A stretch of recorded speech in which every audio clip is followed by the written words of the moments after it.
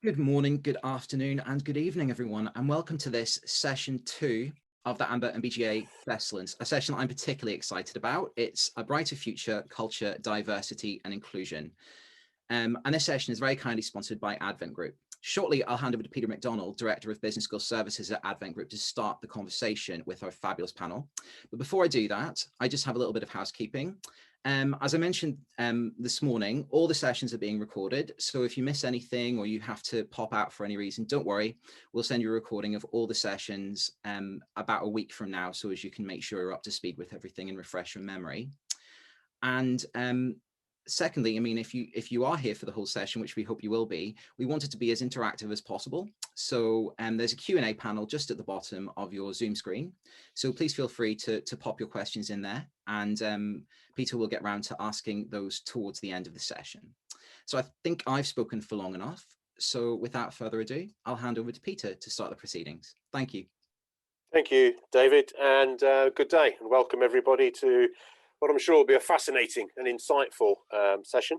My name is Peter McDonald. I'm working with the Advent Group, and a lot of the work that we do actually covers many of the issues that I think we'll discuss in this session. So on a personal and a professional level, I'm very excited to be part of this, and hope that you get a rewarding experience.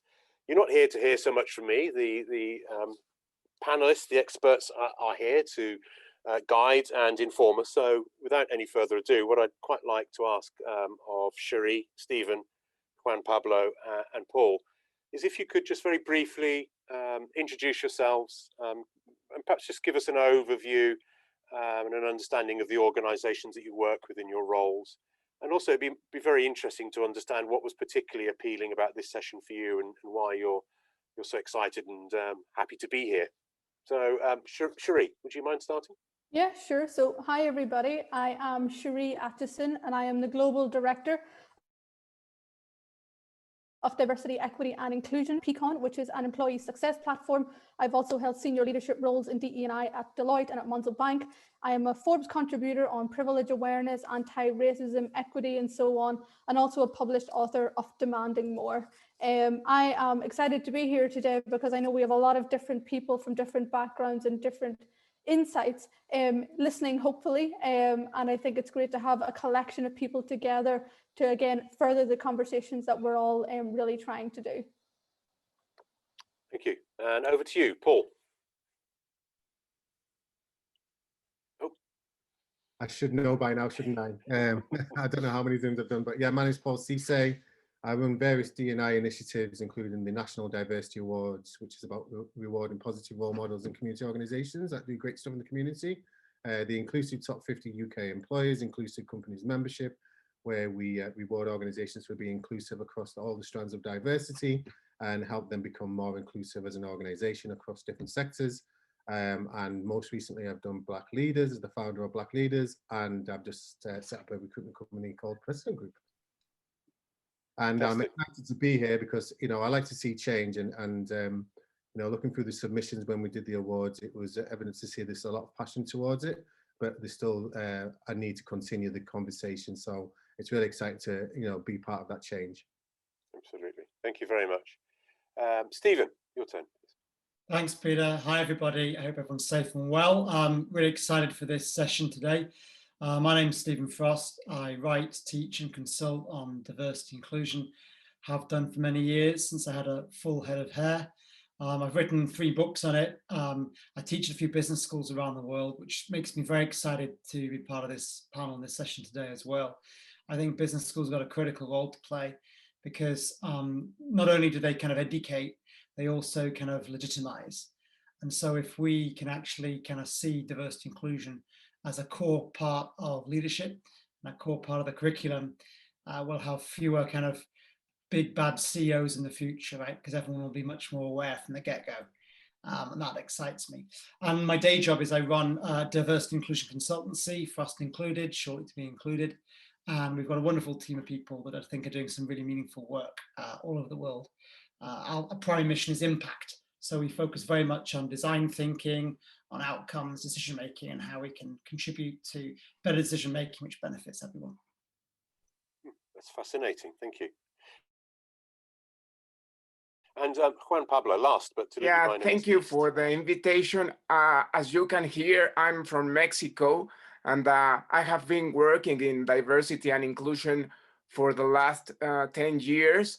I work in top companies here in Mexico, such as Daimler, Mercedes-Benz. I founded the Diversity and Inclusion IRA.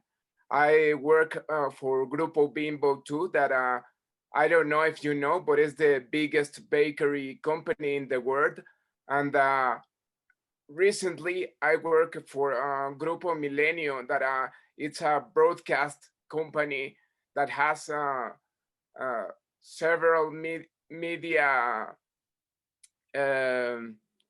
several media places like TV and radio and newspaper. And I'm also a speaker for companies and a consultant too. So I'm very excited to hear your experience.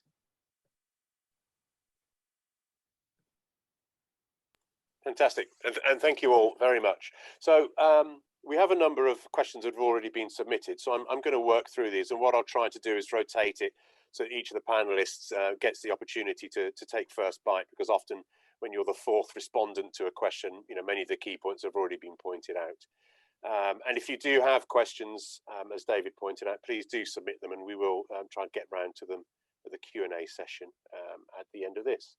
So starting today's conversation,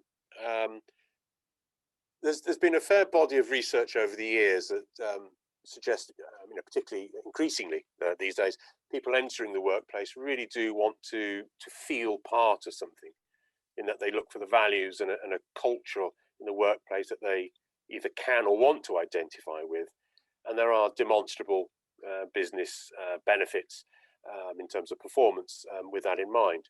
So in your opinion, how can organizations today fast track that move towards a more inclusive and diverse culture?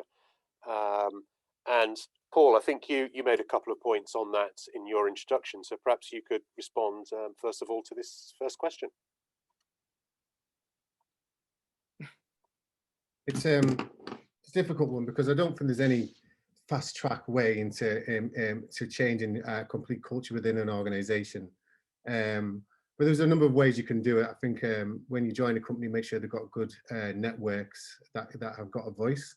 That's important, because I've seen time and time again how networks can influence an organization. And I've often been in like maybe Black networks or disability networks where, you know, their employees have been talking to their CEOs or senior leaders, and they've said their lived experience, what it's been like for them. So it might be that they've gone for a job, they've worked there for many years, and their white counterparts have surpassed them with promotions and senior leadership positions, and basically they haven't. And when the CEO knows the lived experience, they can then tend to do processes to make sure that there is some talent progression for the people that are lacking the positions that they deserve.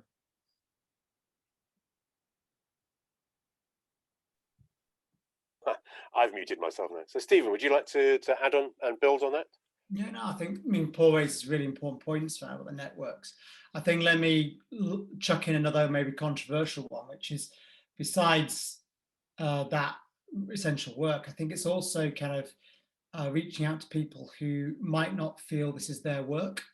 So me as a white guy, there's plenty of organizations still that are run by white guys, or business schools run by white guys, you know, actually getting people in the conversation who might not appreciate we've all got work to do.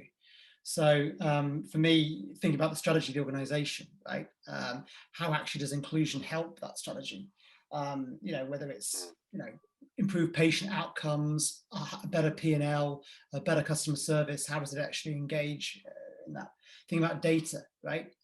Think about actually not just simply diversity, but inclusion, right?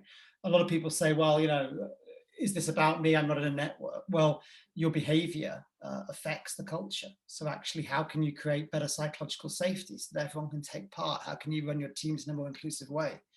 But I think also getting onto kind of things like governance and leadership, right? That actually how we embed this thinking in how we actually make decisions is really critical in organizations. And so in terms of fast tracking things, I think really engaging people who don't think they're part of the conversation, particularly people who've got power or seniority, who actually have responsibility, but also could benefit too. And there's various ways of doing that. But I think, framing this as actually critical work for the organization overall that everyone can benefit from is really important, and not simply delegating it to people who might not have the power, the remit to really affect change. Thank you. Interesting. Juan Pablo, do you have anything to add? Or? Yeah, I think that there is not a fast way to change a whole culture, but I think that trust the people that is in our organization is a good way to start, because sometimes we see different people in our organization or in our team, and we are not comfortable with them because we hesitate about their skills. But we need to know that if the people is already there in that place, someone take care before to make sure that he or she has the skills. So I think that being kind with that people and being comfortable and give the trust that you trust in their work, and that's a good way to be faster, to embrace the inclusion to the organization. So getting the right people into the right roles and empowering them. Okay, so if fast tracking isn't the route, then, and what's behind the hesitancy sometimes, then, Cherie? What's if the benefits are clearly there? In your experience, what stops organizations sometimes taking these steps? Because it's hard work, and because it ultimately means highlighting the problems that you have internally from a bias, discrimination, racist, sexist, homophobic, etc. perspective. And it's really important that people have accountability for that. Accountability is not simply, oh, I've done something wrong. It's having, your business OKRs tied to inclusion related metrics and tied to various different policy changes and so on. And the reason we see people pushing against that is because there is no fast track way. Organizational transformation does not happen at the click of a button or the flick of a hand. It takes a lot of time, but it also takes a lot of self-awareness and analyzing, of the different harm that you may have caused to underrepresented people internally. And a lot of people don't want to admit that, but you very much have to admit that. And certainly analyzing your people analytics, understanding, how do people from various different backgrounds feel about diversity, inclusiveness, non-discrimination, and so on, and really shining that light back onto yourself before you move forward with changes. And until organizations do that, we will continue to have the same problems that we have experienced. Certainly, I've been working in this in a decade, and I know a lot of us have been doing this for a long time. People are going to still be talking about this in the same way in another decade and so on, if organizations don't have that willingness to shine a light first, to look in the mirror and then move forward, as opposed to thinking that you can just move forward with good intentions, because good intentions are not good enough. So what drives that change? Oh, sorry, yeah, please, Paul, go ahead. To that though, so I just think a lot of organizations go wrong because they think one shoe fits all as well, and diversity and inclusion is unique to that individual organization. You can't just cut and paste different initiatives from different things that are going on from different inclusion. From an inclusion perspective, you've really got to look at your HR processes that are unique to yourself, your leadership culture, all that kind of stuff before you can really move forward with inclusion. So it's got to come from the very top as well, from the CEO downwards to the operational staff as well. So I think that's really important, that it's unique to you. Your inclusion strategy is unique to your organization. So what do you feel, Juan Pablo? What, bearing in mind the comments there just there from Cherie and also from Paul, what's driving this change? If we look back at 20 years ago, or even less, at some of the approaches to these points, what's changing this? What's the drivers here? What is happening with diversity and inclusion is what happened with social responsibility 20 years ago. is at least in this part of the world, 20 years ago, we didn't even heard about diversity and inclusion, but we started to hear about social responsibility programs because there was kind of something fashionable, but after a couple of time, they were or they realized that corporate social responsibility was something strategically for the business. So in the past 10 years, the organization realized that diversity and inclusion is important because we all are different, and we have to realize that in one point we'll be in one part that we need to be included, at least because we're getting old. So the organizations are taking awareness of with this. So. Excellent. Stephen, anything to add or to build onto that in terms of what's driving this change, what's changing the mindset at whatever level in the organisation it may be happening? Well, thanks, Peter. I mean, I think it's a really important question, right? Because to Cherie's earlier point, there's a heck of a lot to do. But I think in terms of appreciative inquiry and positive building, how have we got successes so far? If you look, for example, even in the UK over the last decade, why have we seen, for example, such significant advances in LGBT equality, but yet comparative stalling when it comes to race and even gender? And I'd say if you look at, for example, LGBT, one of the major reasons is because now in the UK in 2021, most straight people know someone that's gay or that's lesbian, bi, or trans, right? So there's less fear of the other and there's more affinity, right? You kind of know it's real. It's not just a theoretical idea, it's a person, right? Whereas with race, still in 2021, most white people in the UK do not know a black person. And I think that lack of what we call intergroup contact theory, that lack of actual genuine inclusion is what's got a lot to explain the situation. So then, of course, you turn to business schools and the critical role they play in bringing people together, not simply passively, but actively to solve problems, to learn together. And you begin to see the critical role they can play in trying to deal with some of these trends. Yeah, that's a fascinating and really powerful point when you set it out like that. So we've touched on that point then, where where is the role for business schools and the function and the role that they're playing. So what more do you think that business schools can do then in terms of the curriculum or curriculum development to contribute in a positive manner to this discussion around these points? Where should they be? Paul, do you want to jump in there, or anybody want to raise a hand if they have a urgent message they want to deliver? I think it's, again, I'm not the expert on business schools by any means, like Stephen is. I've not been in that industry as much as everybody else, but all I can say is, from my own personal point of view, you've got to look at the culture within the organization in order to make change, and you've got to have difficult conversations, like Cherie said, to know what needs to be done, because often, you may think that your culture is a certain way, but when you actually deep down into the lived experience of individuals that work and are studying there, it's often completely different.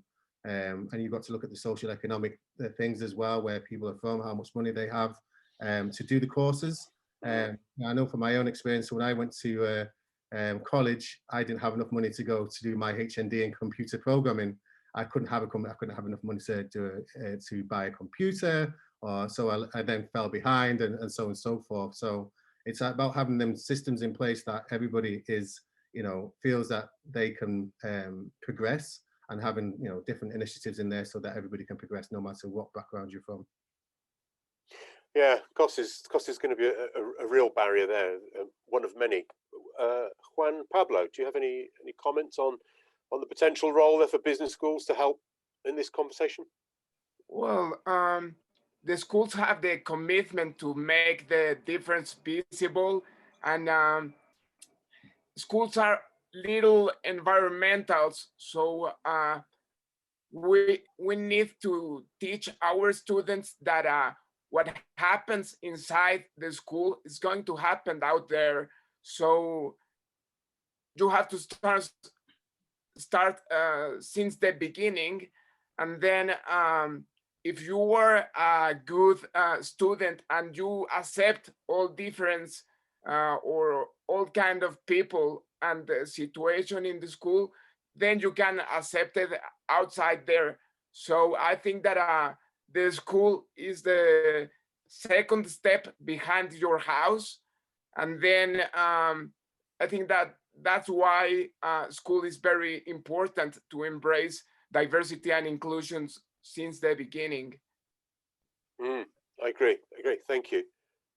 Sherry? Yeah, I mean, you have an opportunity to define what inclusive leadership looks like before people start to go out, before people are going into different businesses, starting their own businesses, and so on. And I think that opportunity should not be wasted. And I think you have an opportunity to embed inclusive principles and leadership techniques, so as we're not continually having the same problems, certainly with trying to retrospectively train leaders on what it means to run an organization inclusively, what it means to measure inclusion as well as diversity, and so on. And we have an opportunity to really do that with business schools. But I do agree with Paul, the financial piece is incredibly important here as well, the barrier that exists, and certainly in a slightly similar but different position to Paul. You know, went to university, had to get a lot of bursaries and grants and loans and everything to be able to do that. So you have to think about our own, what can we do as well as, you know, a business school do to open that or decrease those barriers, the equity barriers that very clearly exist. Stephen, I think it was your comment about your sort of you know, the bad old CEO. So with your particular expertise, how should business schools be looking to train and inform the entrepreneurs and the managers and the C-suite? Because this is the proposition that's put to business school candidates, which is, you know, this is where it's going to take you. How can business schools help? How can they do more on this? I think in a few ways. I mean, first of all, I just build on what Paul and Cherise said. I mean, like the financial thing and being aware of that's critically important. So obviously, as education further commercializes, there's a tension between, you know, open access and revenue, and we've got to like acknowledge that tension, but deal with it appropriately, right? I still meet a lot of executives who don't fully appreciate the difference between being able to focus on studies and being able to try and focus on studies and hold down a job. I mean, my own position at grad school, just having to do 2 teaching assignments and, you know, another job just to pay the big bills does affect your ability to study. So I think one is that empathy. But I think getting into then the curriculum itself, right? You know, it's just a core part of leadership that we learn about difference, and that we learn about how to manage difference, to learn from difference, to empathize difference. And that isn't just soft skills, right? It's critically important for customer service, for marketing, for negotiation, for strategy. And so I think really from a curriculum perspective, embedding this, right? Not as a separate module. I mean, it can be important to call it a separate module, but as just a core part of curriculum design. And then I think as also as part of the values that are upheld by the school itself, right? And again, I'll be controversial here. I think on the one hand, there's some obvious things, right? So like, you know, supporting diversity, supporting inclusion, right? You know, dealing with psychological safety. So the things you'd expect. But then I think also making sure that it's clear to everybody that also, you know, we do have to have the debate. We can't simply shut down debate sometimes. And we do have to create safe spaces where people can fail and where they can try, where they can get the wrong language and where they can kind of ask questions and where they're educated, not simply, you know, belittled. So I think we have to get that right too.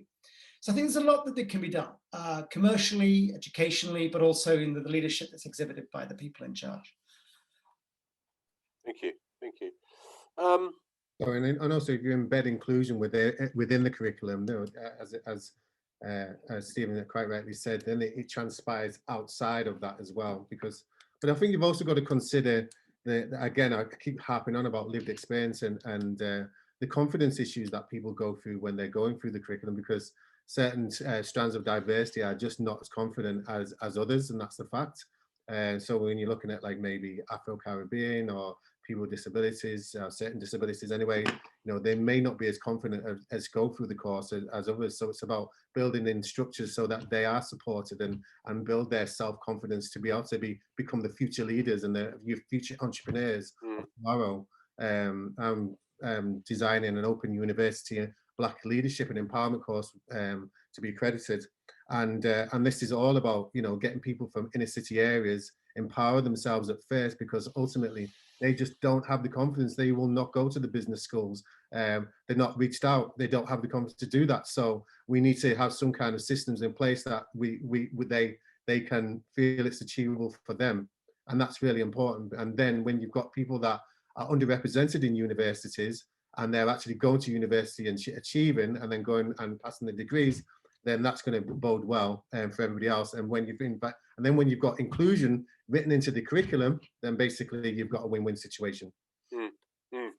Fantastic, thank you. And we can come back to some of those really important points again as well, but I think that rounded it off nicely. Cherie, with your comments about some of your role and your background, how would you like to see business schools perhaps supporting the corporate world more in terms of their inclusivity and diversity initiatives? What more can business schools do on that front?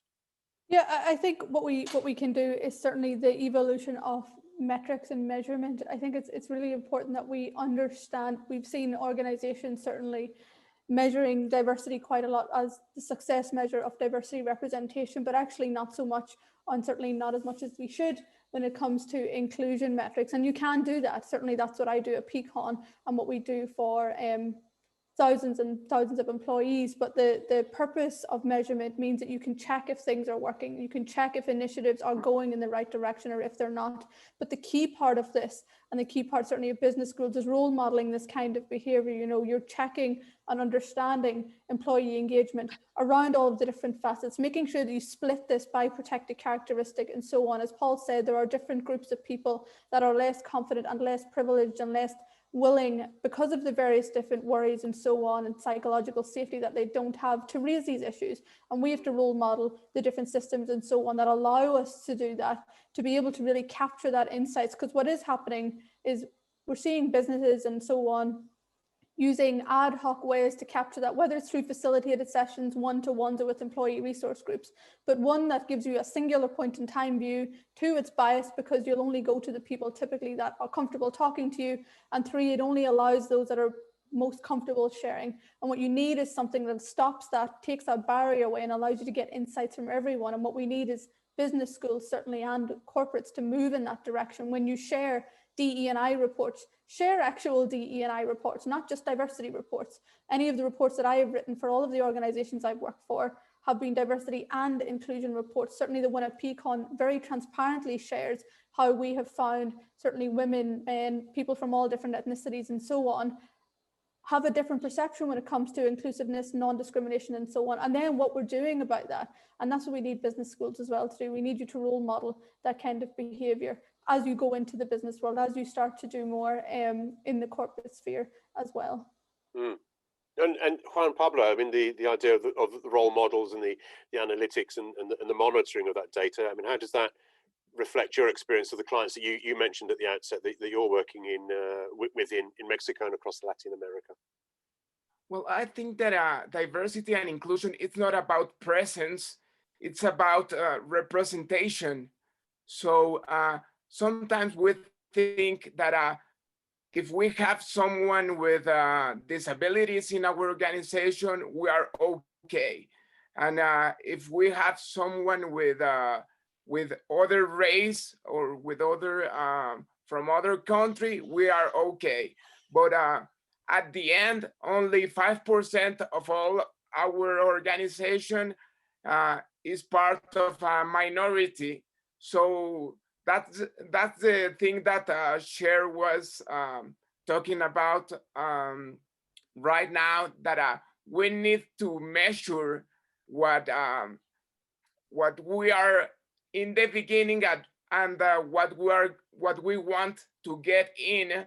So that way we will be, or we will see our little steps. So what we think is we need to set goals, but if we do not where we want to get in, we're not going to anywhere. So the thing that I would say is that we need to be prepared to be all different, and to have representation of all the minority groups, or all the groups that we have ERGs in our companies. But sometimes I go with a company and I say, we need to have some working moms ERG here. And they say, well, we don't have moms in our organization. We are just two, and their kids are already grown up. So the moms don't need help with. And that way, it's just a little example that with the working moms. But that way, if they don't even have working moms, they don't have people with disability and everything. So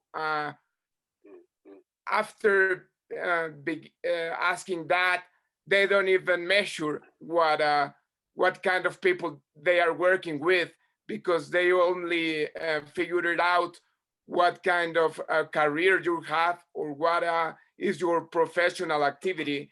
They don't care about your personal,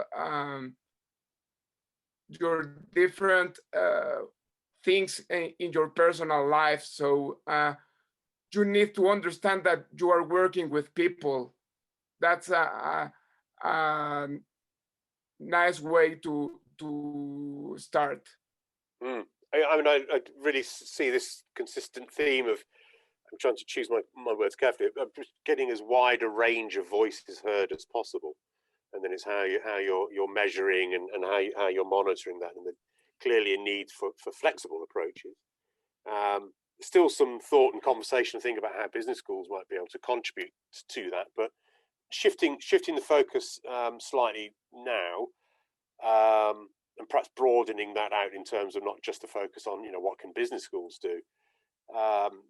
The tragic events quite recently that really drove, even more power and presence to the Black Lives Matter movement globally. It was across the front pages of the news everywhere, and a lot of organisations, a lot of businesses were very keen to demonstrate support.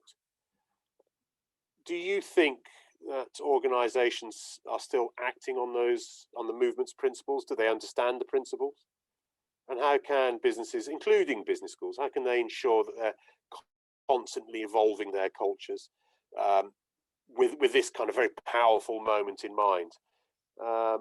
I think, Paul, you had a couple of points earlier on that, so I don't know whether you might want to step up here and take this one first of all. Yes. So the terrible murder of George Floyd did spark undoubtedly a lot of talk around the Black issue, and obviously as a mixed race Black man myself, I really want to do something about it. And it was the first time in my lifetime that I've ever seen so many organizations talk about just the Black agenda. So for instance, in the UK, we're the only country really that pigeonhole every ethnic minority into one acronym, which is BAME, Black and Asian Minority Ethnic.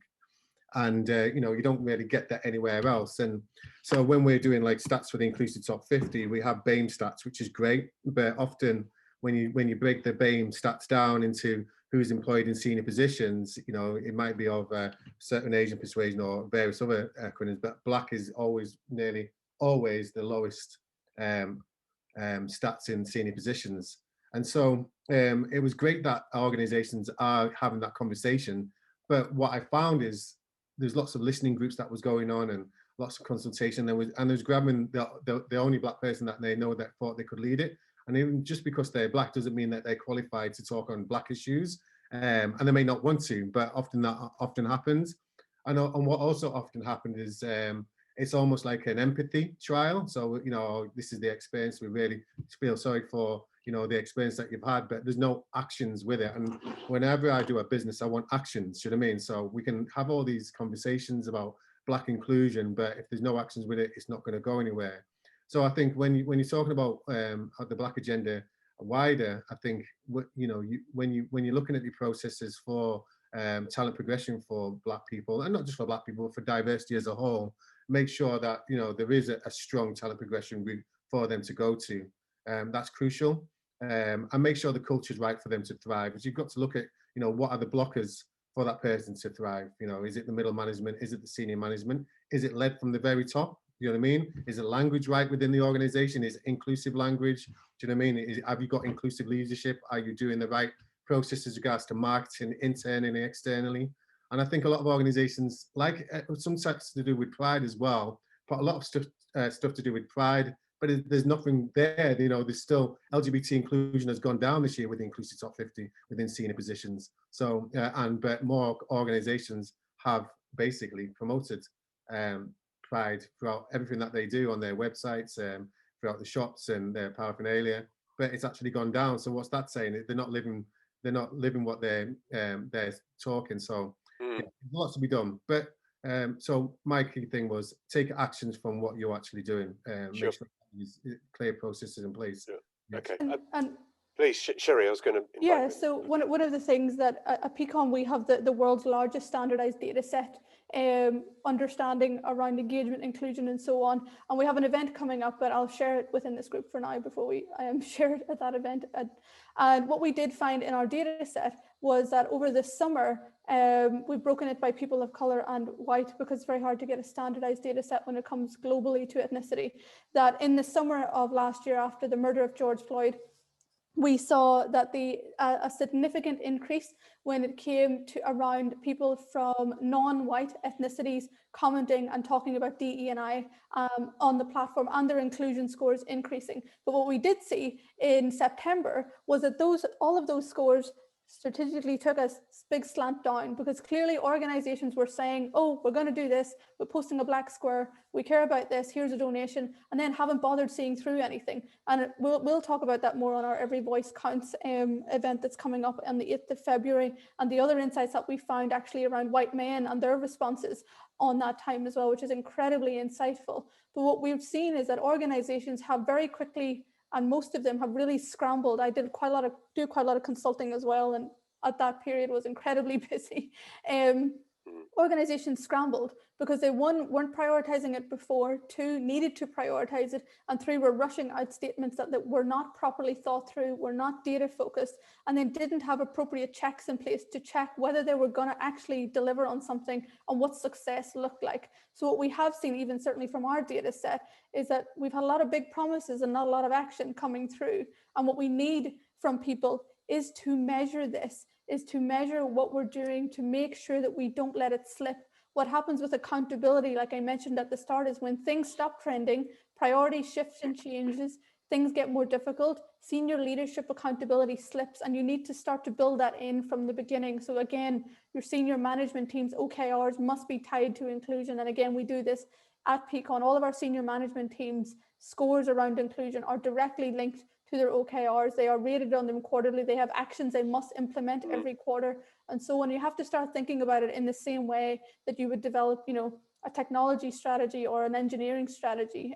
My background is in engineering. I used to be a software engineer, and all of the companies that I work at, my work is both internally on our own inclusion, but also actually creating inclusive products. And it's really important as well, we don't lose sight of this, that we don't continue to build products that continue to exclude the members of society that are already being excluded. And that's a really big part of this conversation as well. It can't just be very performative, which is very clearly what happened quite a lot in the summer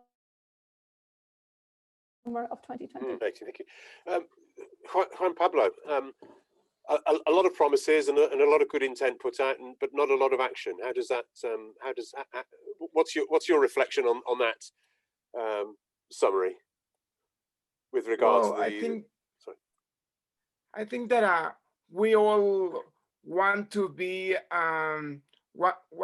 included, and the organizations are working because they are figuring out that inclusion is better for the business, as you say in the beginning.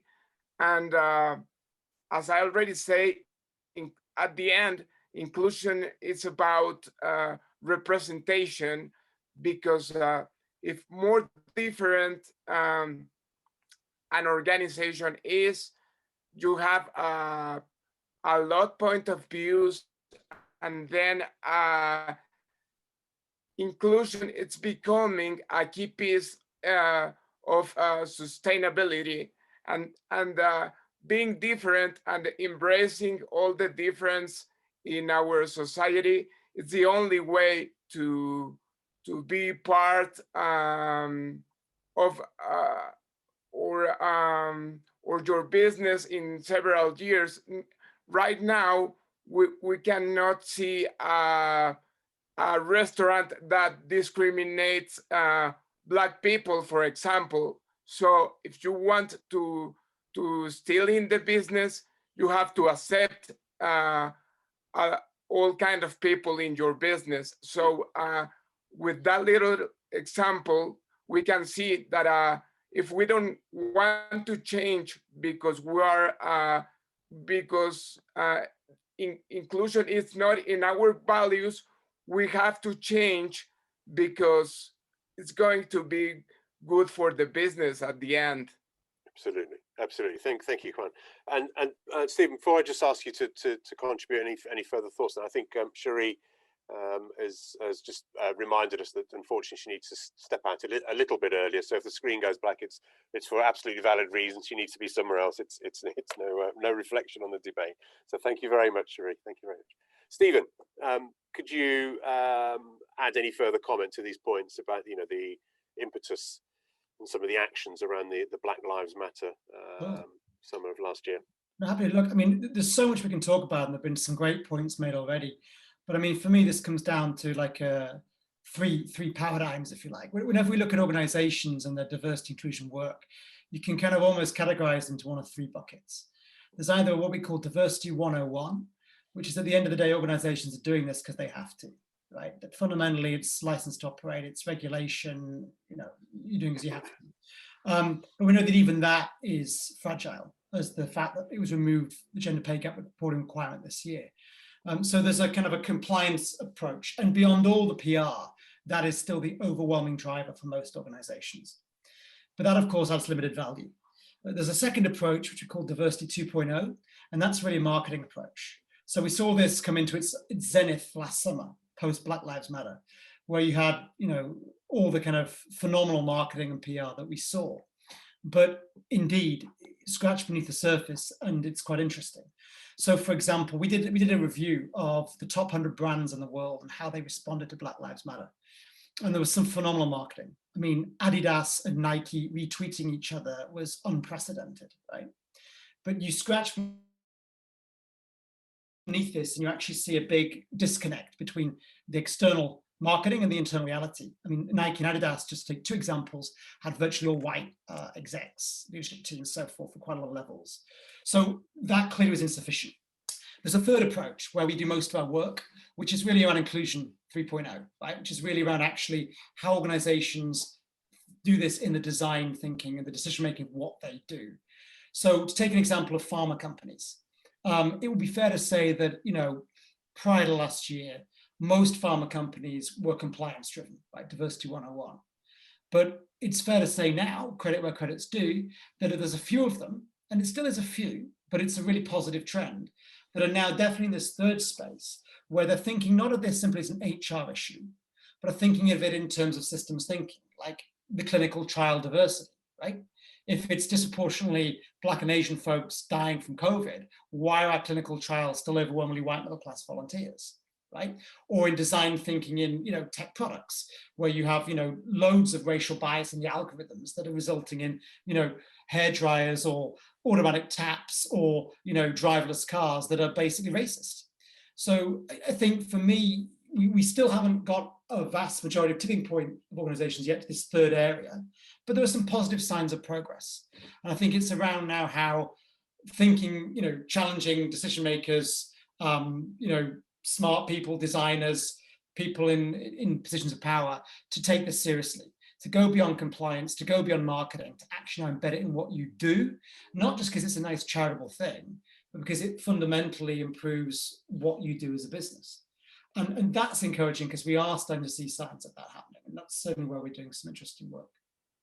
Wonderful. And that feeds into, I think, the last of the preset questions, which is looking at how society is changing. And the question was, what trends do you see coming out, and how is that going to feed into some of the thinking that we're discussing here?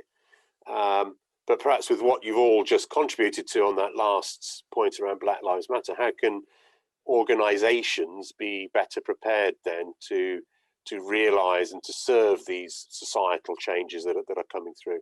And Cherie, I don't know, do you have time for a quick final contribution? Yeah, of course. course. Okay, great, sure. Yeah, I talk fast enough as well, so I mean it works quite well. I think what we need organisations to do is be transparent as a first step, and that means really understanding where you're at right now. Because what we do find is when you have a better understanding of where you're at, it's easier to guide where you want to go within reasonable steps. Lofty goals are not good enough. We need things that we know we can work towards and that are actually feasible for us to do within realization of the different cultures that play into inclusion, the different regional aspects and so on, and making sure you have a tailored approach in that way. Transparency needs to be done both internally and externally. So again, being very clear internally what you're doing, why you're doing it, what you expect to happen. If it doesn't work, why? And again, a similar level of transparency externally, because again, when we share lessons learned, best practices and so on, we're able to move forward in a better way. And what we need after, and certainly in tandem with the transparency, is the accountability that I also mentioned, and the action that again Paul has talked about already. We need to have very clear, defined strategies for this, certainly around your hiring, your processes and policies internally, your promotion rounds, the partnerships you may do externally, community focused pieces, and all of the rest around pay, etc. as well. So be specific is what I would say. What we see quite a lot is very lofty, vague actions and statements that you can't measure. Be specific, even if that means you do less, you do like 3 things a quarter or 1 thing a quarter, at least you're being specific and you're driving forward with meaningful intent as opposed to good intentions, which doesn't really get very much changed. Thank you. Juan Pablo, given that there's a broader acceptance generally, still a lot of work to do, but looking forward, what new trends do you see in the workplace with regards to diversity, inclusivity, etc.? Anything that's caught your eye, or anything that you would particularly like to see turned into the spotlight in 21, 22? Well, I think that we all expect big changes, but I think that what we have been living during this last year show us that we are all vulnerable, and then when we go back to the office, will be the same that we were last year. So I think that we're going to be more sensible, or we will have other feelings. And I think that this pandemic show us that we are so different, but at the end, I'm living the same situation in the other side of the world that you are living in the UK, or someone is living in Africa or in Asia. So at the end, this period has shown us that the only way that we have to get out of problems is working together. So I think that one of the advantages of this situation that we're living is that this have been show us a lot about inclusion, because we have been involved in teamwork and cooperating with all people. So Yeah, that's a really incredible point. Obvious, but overlooked a bit. Everybody is going through a very similar set of circumstances, and it could be a great leveler or a moment for awareness. Paul, what building on that COVID piece, perhaps. I mean, how do you see practices, habits, attitudes, hopefully, possibly changing as we go into the future? Yeah, I want to talk about, yeah, I'll get onto that, but I just want to talk how it's changed over the last 10 years as well. So I've seen lots of changes throughout my tenure of diversity. So, for some time, I'd say pre-2006, there was a lot of public sector in the UK that was promoting about diversity as a whole, and probably be more than ethnic minorities. And then we had the LGBT. Stonewall was doing a lot to promote diversity inclusion for the next kind of 5-10 years, which was fantastic, which drove then inclusivity over to inclusion. And my ethos has always been inclusion as a whole. My National Diversity Awards that I run is one of the most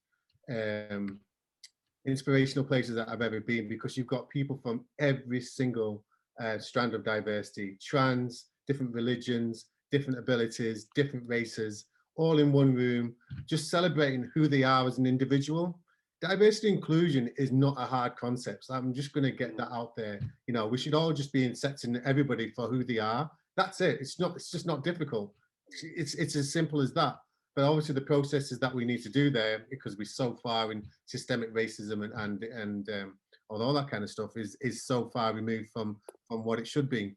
So I think let's get the processes in place. And the changes I've seen through COVID is, especially when Black Lives Matter happened, there's been a lot of shift between inclusion as a whole. Then it went to BAME, and so for instance, in the inclusive top 50 stats, basically, the most numerous network was, before that was LGBT, and now it's BAME. Now it's BAME and ethnic minority networks. So there's been a huge shift in networks. So that's been the changes, but I ask organizations then to bring it back to inclusion as a whole, because right now in society, there's a huge, there's a huge shift between inclusion and what the lived experience of other people are. So there's a lot more racism around with the rhetoric with Donald Trump. You look at when Sainsbury's did the advert for, and put just simply a Black family on TV, and the backlash they got from just having a Black family celebrating Christmas was huge. So I think before we look at change, we've got to look at the processes within the UK, sit there and say, why is this rhetoric happening and how can we change it? Excellent, thank you.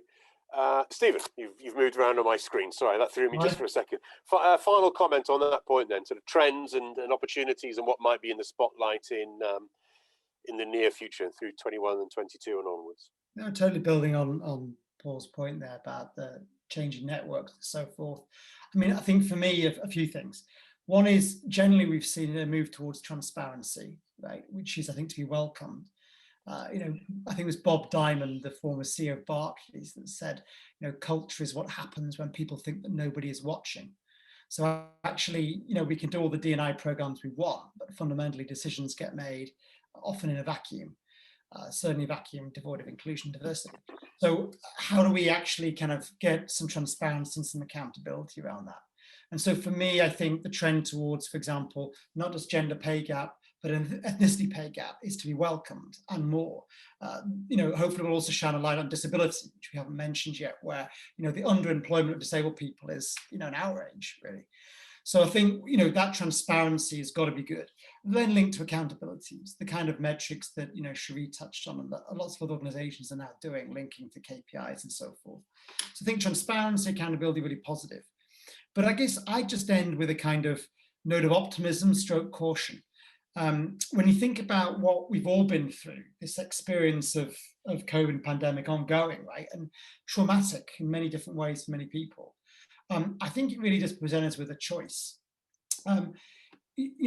If we don't get conscious and serious about inclusion, we're going to actually become more segregated, more polarized, right? Because actually it's very easy to exclude virtually, even more so than physically. And the reinforcement of gender stereotypes with remote working and homeschooling, the the differential impacts of COVID on, ethnic minority folks and so forth. So if we don't get conscious and real about this, I think we're in for an acceleration of exclusion, segregation, polarization, which doesn't benefit anybody. But if we're conscious about it, I think what now offers us is an unparalleled level of awareness, an unparalleled opportunity to do things differently, because the hierarchy is being smashed, challenged all over the place. Whether it's not having to knock on corner offices, but just do emails and Zooms, or whether it's actually just how work happens. People have been campaigning for flexible working for years, and suddenly here we are. So I think this choice, this bifurcation, is a really exciting, profound moment. And I just hope that with a bit of thought and a bit of calm and a bit of sense and sanity, we choose inclusion. It's fantastic, and I mean, this is clearly a conversation that will and should continue to go on. And I do apologise. We've had some very, very good questions posed in the from the audience, and we have 4 minutes left before the meter runs out. So what I'm actually going to do with the view, the comment that came out earlier about drawing out a wide range of voices. One of the questions in here is quite interesting in that it's asking from an individual perspective. How can people who are from a minority be active in their organisations in promoting their struggles or other struggles without othering themselves in perhaps organisations that aren't quite ready for that conversation? Sadly, it's anonymous, so we can't credit that. But given the very short timeline, Juan Pablo, could you, almost impossible question, but could you give somebody some very quick advice on that and leave a bit of time for both Paul and Stephen perhaps just to chip in as well? Well, just raise your voice and tell your team what you want or what you need. Sometimes we act not because we act the way we act because we don't know. So the first thing that we have to do is tell the other that we have that we want something or that we need something. So raise your voice. That's the way. That's the thing that I will say about that. Great, thank you. Paul, you're on mute again. Sorry. It's going to be the most used sentence of 2020 and 2021. I think there's an interesting story that one of our members had. So there was someone that went into a junior role, and she was from Eastern Europe. And basically, she had an Eastern European name. I'll try and keep this brief. And she applied for over 128 jobs with no reply. And then she applied for a job in Nielsen, a data company in the UK. She got the job, obviously, with her real name. No, in fact, she changed the name to Anna Smith and got lots of replies, basically, from other organizations. But obviously, she didn't want to work for an organization that didn't value for who she actually is. And Nielsen did give her a job. Anyway, she went in there and said her story to the senior leaders. She said, this has been my experience. This is my experience as an Eastern European lady with a different name and a different accent, and I want to do something about it internally.